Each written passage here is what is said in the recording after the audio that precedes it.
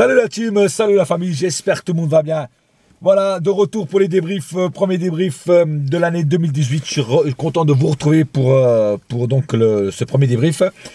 Voilà, donc match sans suspense qui finit sur le score fleuve d'un match de tennis 6-1. Dans l'ensemble, ça a été un bon match, surtout la première mi-temps. On s'est bien régalé avec ce 4-0 à la mi-temps. Le PSG avait fait son taf déjà en première mi-temps. Une première mi-temps voilà, intensive où il y avait de l'envie, où il y avait du jeu. Voilà, donc un bon match ensemble. La deuxième mi-temps un peu plus fébrile, surtout en première partie. Après, en fin de deuxième partie de la deuxième mi-temps, ça a repris un petit peu plus. On s'est pris ce petit but sur penalty à cause d'un joueur qui pour moi n'aurait pas dû rentrer, qui est Mota.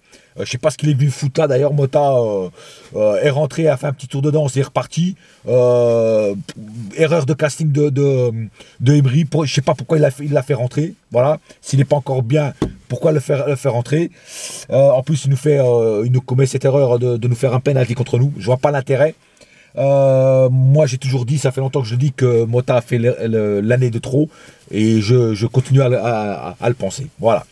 Sinon, comme je dis, voilà, donc bon petit match d'entraînement, on va dire même, sans manquer de respect à Rennes, qui n'a rien ou pas trop proposé, surtout en première mi-temps.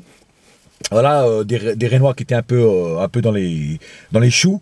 Mais voilà, donc quand même, il faut dire bravo à notre équipe qui a bien commencé. Moi, j'avais pronostiqué à 3-0 parce que comme je pensais qu'ils venaient de vacances, qu'ils avaient bouffé beaucoup de foie gras et de bûches de Noël. J'avais pensé qu'ils avaient pris quelques kilos, qu'ils n'allaient pas arriver à courir. Mais non, finalement, voilà, 6-1. Donc le résultat est là et la preuve est là qu'ils sont toujours au top. On va commencer le cas par cas. Alors le cas par cas, Trapp, il n'a pas eu grand chose à faire, mais le tout petit peu qu'il avait à faire, il l'a bien fait. Il a fait des bons arrêts. Bien sûr, sur le penalty, il est même parti du bon côté, mais malheureusement, voilà, ça c'est passé. Mais à part le penalty, voilà, tout qui n'est pas de sa faute, tout le reste a été impeccable. Donc toujours content de retrouver Trapp et surtout concentré comme ça. Passons tout de suite à la défense. Alors Dani Alves a fait un bon match dans l'ensemble, rien à dire. Thiago Silva, pareil. Kipembe, pareil. Voilà. Berchiche, c'est le seul pour moi que j'ai trouvé moyen. Il a fait son taf, mais c'était pas non plus extraordinaire. Voilà. Mais bon, je vais pas trop la caler ce soir. Voilà. Donc, mais je dis toujours qu'il y a un réel problème à ce poste-là. Il faudra vraiment recruter à ce poste-là l'année prochaine. Voire même cet hiver si on peut. La défense en général a été correcte de ces joueurs que je viens de citer.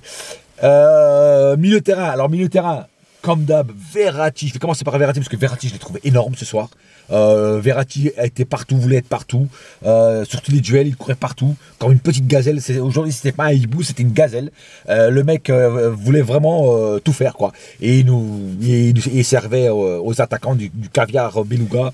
Voilà, sur un plateau d'or. Parce que franchement, les passes qu'il faisait étaient énormes. Donc encore un très bon match de Verratti ce soir. Rien à dire sur lui.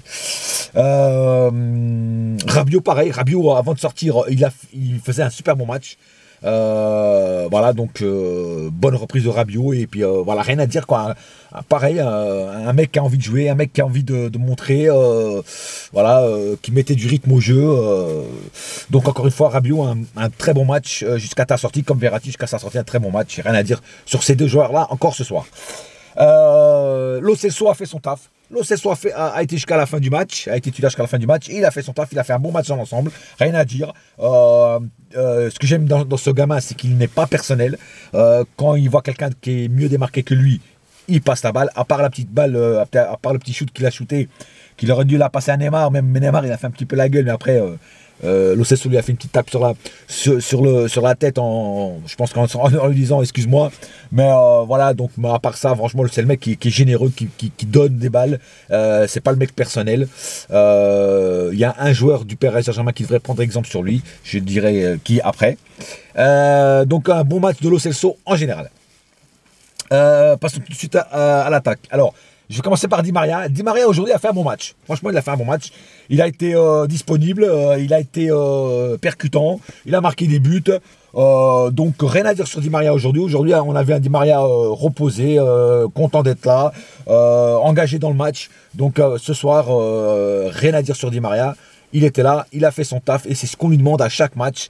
Et en plus, ce soir, il faisait pas la gueule. Donc rien à dire. 5 étoiles au guide Michelin. Neymar a fait du Neymar, du dribble, de la vitesse, de la percussion, des buts.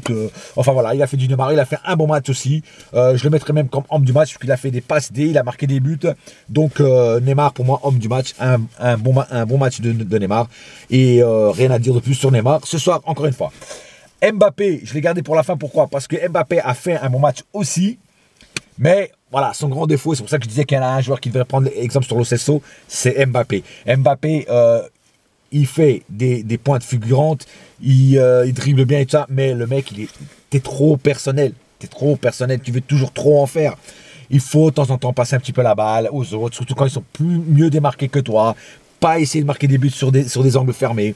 Passe la balle, frérot, passe la balle. C'est mieux, c'est mieux. Et tu verras, tu vas encore plus progresser en jouant, en te servant de ton cerveau intelligemment.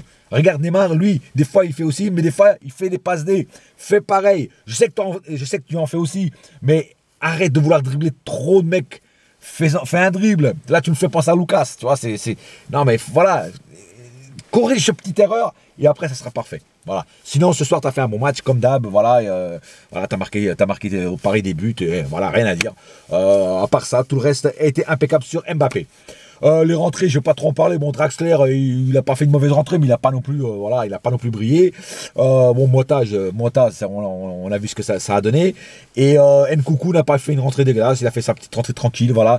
Dommage que ce joueur Nkunku n'ait pas plus de temps de jeu parce que je trouve que c'est quand même un bon joueur et il mériterait plus de temps de jeu, quoi. Voilà. Et c'est un mec qui a une bonne mentalité parce que je ne l'ai jamais vu se plaindre de quoi que ce soit, parce qu'il n'a pas de temps de jeu, parce qu'il a ci, parce que cela. Le mec, franchement, voilà, il est positif partout et c'est rien que pour ça, voilà, je t'applaudis. Voilà, donc, pas plus à dire sur ce match-là. Je tenais à dire un truc en plus qui n'a rien à voir avec le match, mais qui a à voir avec des joueurs du PSG. Alors, je trouve lamentable que ce soir Cavani et Pastore ne jouent pas parce qu'ils sont arrivés en retard. Ils ne sont pas venus le jour où ils devaient commencer à s'entraîner comme les autres. Alors je trouve que ce n'est pas professionnel de votre part. Autant toi Cavani, autant toi Pastore. Je trouve que vous êtes des joueurs pros. Ok, vous avez la saudade. La saudade, ça veut dire la nostalgie en brésilien, en portugais. Ça veut dire, voilà, vous avez les Sud-Américains, comme les Latins, on a la saudade parce qu'on a toujours la nostalgie de notre pays d'origine. Mais c'est pas une raison pour rester 1 ou 2 jours de plus et dire au club, tiens, je vais rester 1 ou 2 jours de plus et puis je vous emmerde. Non, ça se fait pas. C'est un manque de respect pour les collègues, c'est un manque de respect pour le staff et c'est un manque de respect pour tout le monde, pour les supporters. Donc je trouve que ça, c'est un point négatif, Cavani, que là, franchement, moi, je te protège tout le temps, mais là, je suis pas d'accord sur ça, voilà. Et Pastore est pareil, voilà. Et donc, à part faire, déjà, tu nous avais fait, Cavani, déjà il y a 2-3 ans en arrière, tu nous avais fait un truc comme ça, tu es arrivé 3-4 jours en retard, voilà, parce que tu as eu des problèmes avec ton ex-femme, je sais pas quoi. Et là, je sais pas ce que c'est comme excuse, mais bon, excuse ou pas excuse, je trouve que c'est intolérable des joueurs qui font ça. Si le jour que tu dois reprendre, c'est marqué, tu dois revenir ce jour-là. Voilà, nostalgique ou pas, tu dois revenir. Voilà, c'était mon petit coup de gueule pour finir ce débrief. Sur ce, la famille, j'ai plus rien à dire pour ce soir. On se retrouve bientôt dans 3 jours pour le prochain match du PSG contre Amiens, je crois, pour la Coupe de la Ligue. Sur ce, bonne soirée à tous. Et n'oubliez pas, ici c'est et ça restera toujours Paris, mon frère. Yes. Et ciao. Bonne soirée à tous. Ouh, et la saga continue.